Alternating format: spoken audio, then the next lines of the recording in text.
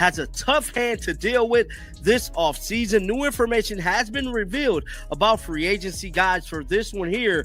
The Indiana Fever just lost their second star.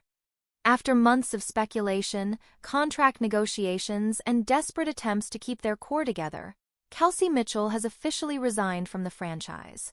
And listen, this isn't just another free agency move. This is the moment that changes everything. The Fever spent an entire season building. Got a lot of revamping to do, man. Nearly making it to the WNBA finals, finishing pretty much at the semifinals, losing superstar player Caitlin Clark. Answers are going to be had in regards to this offense, man. Kelsey Mitchell went down. Building around Caitlin Clark, survived a catastrophic injury crisis, and fought their way to within one game of the WNBA finals. And now?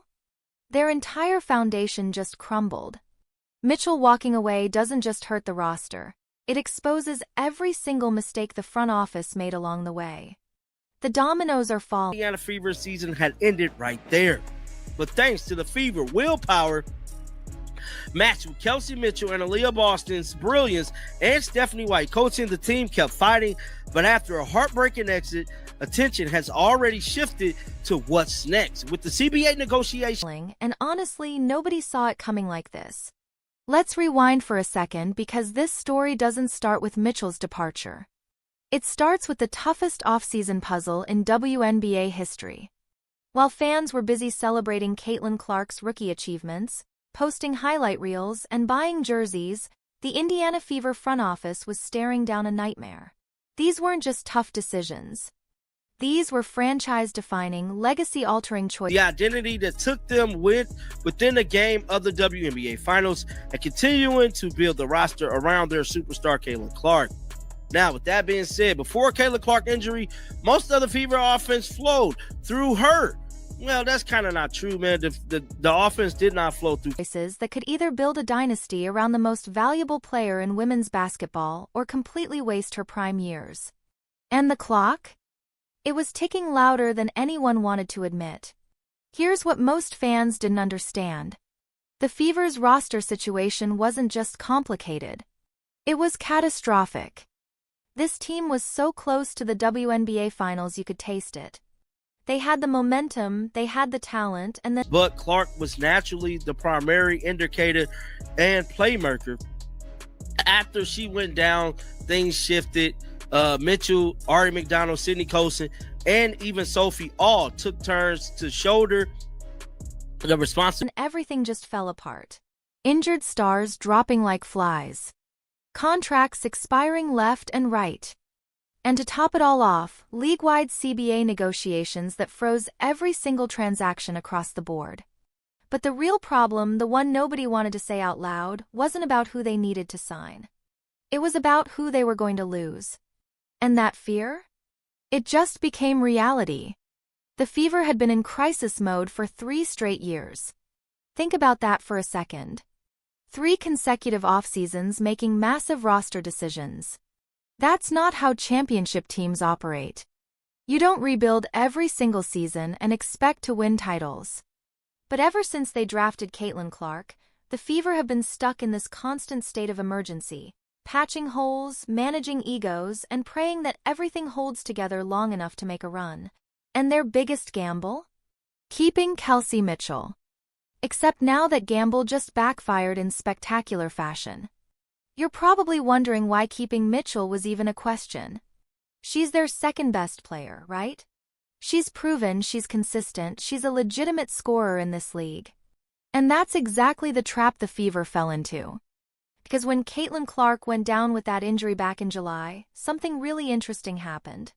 The offense didn't collapse. It evolved. Mitchell stepped up. Ari McDonald stepped up.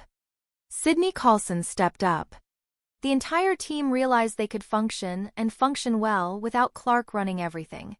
And that revelation? It made this offseason infinitely more complicated than anyone anticipated. The front office looked like deer in headlights. That's the perfect way to describe what was happening behind closed doors. They thought they had a simple plan. Build around Caitlin, surround her with shooters, make a legitimate run for the finals, and ride that momentum into dynasty territory. But reality punched them straight in the face. Kelsey Mitchell struggled when forced into a pure point guard role. The roster got absolutely decimated by injuries. And here's the part that should terrify every Fever fan still holding on to hope. Multiple reports confirmed those injuries weren't just bad luck. They were directly linked to Stephanie White's coaching style. Fast-paced basketball, high-intensity rotations, maximum minutes for star players. That strategy works beautifully until human bodies start breaking down. And boy, did they break down. So the front office was stuck answering an impossible question. Do they completely reshape their entire system around protecting Caitlin Clark's health? Or do they trust that last season was just a fluke, a perfect storm of bad timing and worse luck? Either way, somebody had to make a decision. ND clearly they made the wrong one. After Clark went down, the media narrative shifted in a way that created massive leverage problems for Indiana. Suddenly, all the headlines weren't about Caitlin Clark's injury. They were about the Fever's willpower, matched with Kelsey Mitchell and Aaliyah Boston's brilliance. Notice what's missing from that sentence? Caitlin Clark's name. And that wasn't an accident. The media started telling a different story, one where the Fever succeeded because of their depth, not just their superstar. And that new narrative handed Mitchell all the power in the world. If Mitchell believed she proved she could carry this team without Clark, what's stopping her from demanding max money? What's stopping her from testing free agency with other teams that would make her the primary option instead of the second fiddle? The Fever built their entire identity around Caitlin Clark, but they accidentally created a situation where their second star didn't want to be second anymore. And now? She's gone. The Fever wanted everyone to believe they made strategic adjustments after Caitlin's injury. Press releases talked about adapting, about next man up mentality, about the depth of their roster shining through. But the truth? They were in full-blown emergency mode. Their entire offensive system disappeared when Clark went down. Ari McDonald, their defensive spark plug, tore her ACL. The rotation they spent months perfecting was completely shattered. And the front office didn't actually know which version of their team was real. Was the real Fever the team that almost made the finals with a healthy Caitlin Clark? Or was it the team that fell apart the second their system got stress-tested by injuries and adversity? Here's the critical insight everyone missed. The Fever didn't actually build a Caitlin Clark offense. They built a system that used her as an initiator and playmaker, but it didn't maximize her scoring ability. They had her playing off the ball constantly. And when she went down, they discovered their offense was way more versatile than anyone thought. Multiple players could handle creation duties. The ball movement stayed crisp. They didn't fall apart. But that discovery created a brutal dilemma. If your offense works without your superstar, do you really need to pay premium money to keep everyone together? Or do you gamble that Caitlin's return makes everyone exponentially better? Mitchell, McDonald, Carlson, and even Sophie Cunningham took turns shouldering the responsibility during that stretch. And that phrase, took turns, that's not a sustainable offensive system. That's survival mode. But those survival mode performances inflated everyone's value. Ari McDonald proved she could be a legitimate starting point guard before her injury. Sydney Carlson showed she's more than just a role player. Kelsey Mitchell demonstrated she's a legitimate number one option on a competitive team. Every single one of those performances made this offseason more expensive and way more complicated. The Fever's depth saved their season, but it bankrupted their future. They couldn't afford to lose anybody, but they also couldn't afford to keep everyone. And now we know how that math worked out. Heading into the 2026 season, the Fever's absolute priority should have been signing Kelsey Mitchell.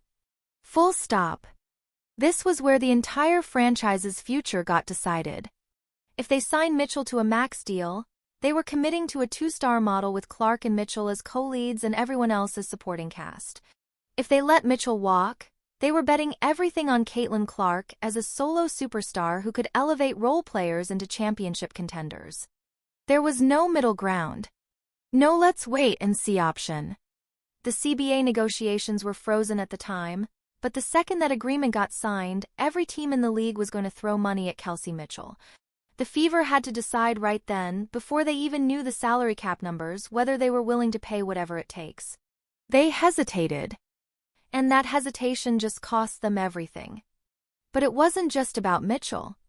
It was also about Ari McDonald, whose stock skyrocketed before her ACL injury. Nobody knows if she'll come back the same player. It was about needing to sign multiple guards while also addressing front court depth, bench scoring, and defensive versatility. All of this had to happen in a super compressed timeline once the CBA got finalized. Other teams were planning, strategizing, making moves. The Fever? They were paralyzed, hoping to keep everyone happy while knowing that was mathematically impossible. And then there's the pressure amplifier nobody talks about. Caitlin Clark just got named to the AP's all-time starting 5 of women's college basketball players. Cheryl Miller, Candace Parker, Breanna Stewart, Diana Taurasi, and Caitlin Clark. That's not just an honor. That's a legacy-defining moment that raises the stakes astronomically. Because now the expectations aren't just to build a good team around Clark. It's to build a championship dynasty around one of the 5 greatest college players in history. Caitlin's legacy is already secure in college basketball. She broke the all-time scoring record. She's on the Mount Rushmore of women's college hoops. But her WNBA legacy? That's still unwritten. And if the Fever screws up this offseason, if they lose Mitchell and fail to build proper depth, Caitlin's professional career becomes a what-if story. The front office isn't just managing a roster. They're managing history. The CBA negotiations added another layer of chaos to an already impossible situation. Commissioner Kathy Engelbert got booed so loudly at the championship ceremony that people in the arena couldn't even hear her speak. That's a complete breakdown of trust between the league office and the fan base. And those CBA negotiations that are freezing all roster moves? They're being led by that exact same commissioner fans are openly revolting against. Lisa Leslie tried to spin it as fans just supporting the players, but let's call it what it is. Players are about to demand a massive piece of the revenue pie. Owners are going to fight it. And those negotiations could drag on for months, compressing the Fever's window to sign Mitchell, McDonald, and everyone else into just weeks or even days. When the CBA finally gets resolved, and it will because neither side can afford a work stoppage, the salary cap numbers will likely be higher than expected. All thanks to the Caitlin Clark effect driving viewership and revenue through the roof. That sounds like good news for the Fever, right? Wrong. It's actually a trap. Because higher cap numbers mean every team has more money to throw at free agents. Kelsey Mitchell wasn't just going to get offers from Indiana. She was going to get max offers from Dallas, New York, Los Angeles, every single team that needs a proven scorer. The Fever's advantage was never money. It was chemistry, continuity, and the chance to win with Caitlin Clark. But apparently that wasn't enough. And now Kelsey Mitchell is gone. She officially resigned from the Indiana Fever, and the fallout is just beginning. This isn't just about losing a talented scorer. This is about the message it sends to the rest of the roster, to potential free agents, to Caitlin Clark herself. If the front office couldn't keep Mitchell, who's next? Can they convince Ari McDonald to stay through a brutal ACL recovery?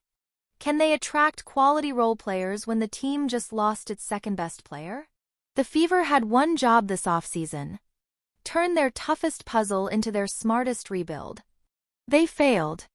And if losing Kelsey Mitchell is just the beginning, the entire franchise future hangs in the balance.